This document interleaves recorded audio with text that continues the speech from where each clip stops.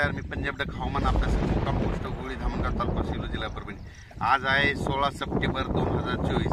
आजपासूनचा परत एक शेतकऱ्यांसाठी अंदाज येत आहे आणि मी ज्या शेतातही आपल्याला जवळपास 6 एकर सोयाबीन वाहून गेलेलं आहे आणि ती सोयाबीन तिकडं काढणी चालू आहे।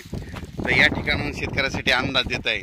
तर ह्या शेतामधून काय झालं, पाणी गेल्याच्या नंतर काय झालं, संपूर्ण नुकसान झालं। एवढाली झाडं सुद्धा वावो ह्या शेतामध्ये आलते आणि त्या शेतात आता सोयाबीन काढणं चालू आहे। कशामुळे काढणं चालू आहे तर परत सांगतो की शेतकऱ्याला की राज्यामध्ये तुम्ही काय करा, 21 तारखेपर्यंत तुम्ही तुमचं सोयाबीन काढून घ्या, कारण की राज्यामध्ये 21 तारखे ते जवळपास 2 ऑक्टोबरपर्यंत मुसळधार पाऊस पडणार आहे। मागे जसा पाऊस पडला तसंच पाऊस पडणार आहे। आणि तुम्हाला एक माहीत असं म्हणून सांगतो, ह्या शेतातली आता सोयाबीन कशामुळे काढत आहे, कारण की इथं 24-25 तारखेला इथून परत एकदा पाणी जाणार आहे आणि परत पाणी गेल्याच्या नंतर हे पीक राहणारच नाही। म्हणून हे सोयाबीन काढत असताना तुम्हाला मुद्दाम म्हणून हे व्हिडिओ करत आहे।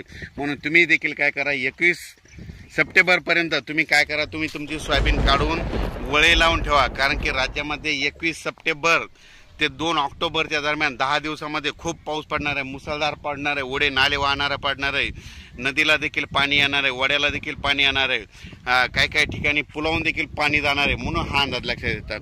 पण राज्यात एकंदरीत परिस्थिती बघायचं झालं तर 21 तारखेला तो पाऊस पूर्व विदर्भाकडे येणार आहे, तिथून लगेच ते पश्चिमी विदर्भ, त्याच्यानंतर मराठवाड्याकडे येणार आहे, मराठवाड्याकडून परत तो पाऊस, तुम्हाला एक सांगू इच्छितो की तो पाऊस लगेच पुन्हा इकडं पश्चिम महाराष्ट्राकडे जाणार, त्याच्यानंतर उत्तर महाराष्ट्राकडे जाणार आहे।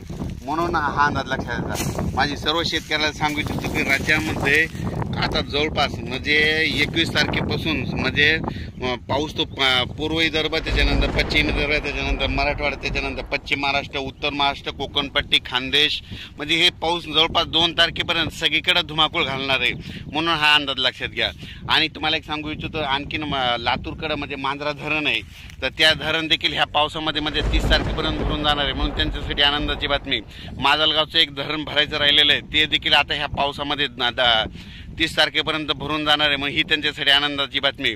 येलदरी धरण 178-79% झालेलं आहे, ते बी 20% ह्या पावसात भरून जाणार आहे, कारण की विदर्भात खूप पाऊस पडणार आहे। म्हणून हा अंदाज लक्षात घेता। पण सर्वांना माझी एक कळकळीची, ज्यांचं उडीद किंवा सोयाबीन काढायचं असं तर तुम्ही काय करा की काढून घ्या, कारण की राज्यामध्ये तुम्हाला एक सांगतो की मोठा पाऊस राहणार आहे। त्याच्यानंतर खरा जास्त पाऊस मात्र 23 पासून जास्त पाऊस पडणार आहे। 21-22ला सुरुवात करणार आहे, पण 23, 24, 25, 26, 27चा पाऊस मात्र मुसळधार पडणार आहे। म्हणून हा अंदाज लक्षात घ्यायचा। परत सांगू इच्छितो, परत एक सांगतो की राज्यामध्ये आता ज्यांचं पाईपलाईन किंवा नदीकाठी समजा एखाद्याचे ठिबकचं बंडल किंवा स्प्रिंकलरचे पाईप असेल, नदीमध्ये मोटर असेल, तर त्या काय करा, काढून घ्या, कारण की परत एकदा पूरस्थिती निर्माण होणार आहे। परत तुम्हाला एक सांगतो, उत्तर महाराष्ट्रात पाऊस पडणार आहे, म्हणून परत जायकवाडी धरणामध्ये पाणी येणार आहे, कारण की जायकवाडी धरण 100% पूर्ण आहे।